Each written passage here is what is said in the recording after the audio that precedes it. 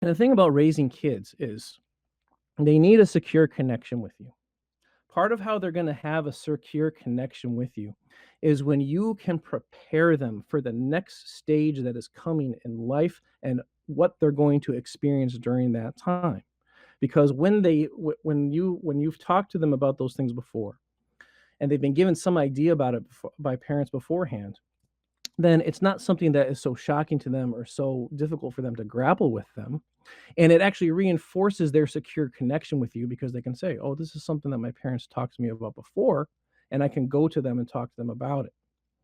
But having that in place is going to be built on a foundation of how you've set them up beforehand. So some basic things that facilitate having good communication with kids and good bonds with kids from the earliest of ages on up.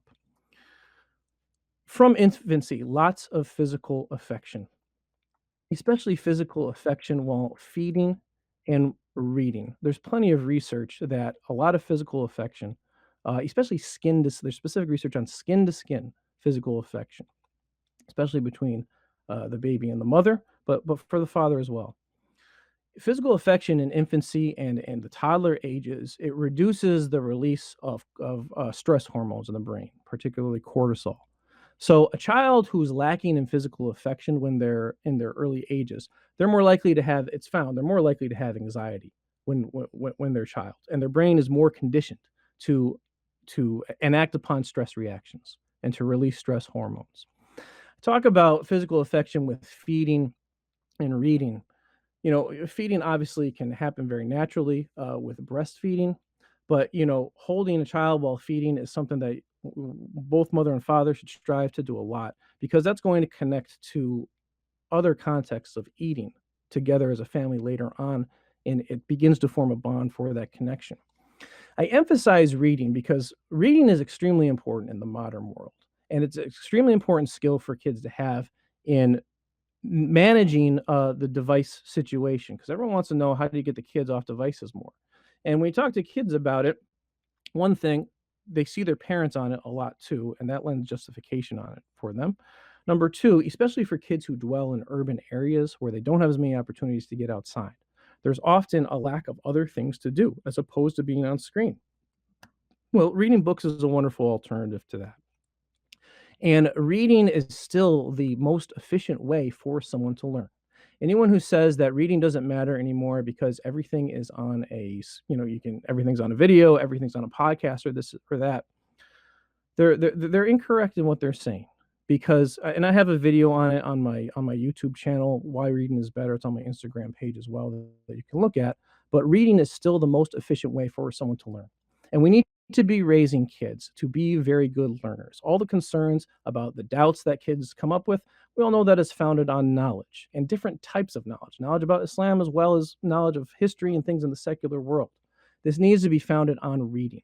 It's well known that parents who read to kids from a young age produce kids who read better at later ages. And that begins younger than a lot of people realize. Even from as early as, say, 2 or 3 months, as soon as that child can sit on your lap and face forward, you want to read books in front of it. And this builds positive neurological associations with having a book in front of them for the child, because they're getting the warmth from the parent, which reduces stress and releases good hormones in them, and it's associated with having a book in front of them. And kids need lots of physical play as soon as they can handle it, in infancy and toddlerhood especially. Especially as a parent, something you can give. It's a healthy type of stimulation that they get. It builds bonds, and giving them access to to physical opportunities through your own superior strength is something that it's known to be very healthy for kids, especially again in the reduction of anxiety, and it's something that builds strong bonds between parent and child. Yeah, another thing, I will say too, from experience teaching, digging into kids who have problems in both the young grades, both like mid elementary as well as in high school. It's well known that a lack of physical affection from parents, and oftentimes a lack of the presence of parents in the early ages, is strongly associated with emotional behavior disorders and defiance. Um, Also too, especially with with with females, with females who turn out the way that we don't want them to turn out as Muslims, and they're highly seeking male attention when they're in improper ways when they're in their teenage years. You unpack the lives of those teenagers who's ended up that way. There's almost always a lack of the presence of the father or a lack of attachment of the father from the early ages.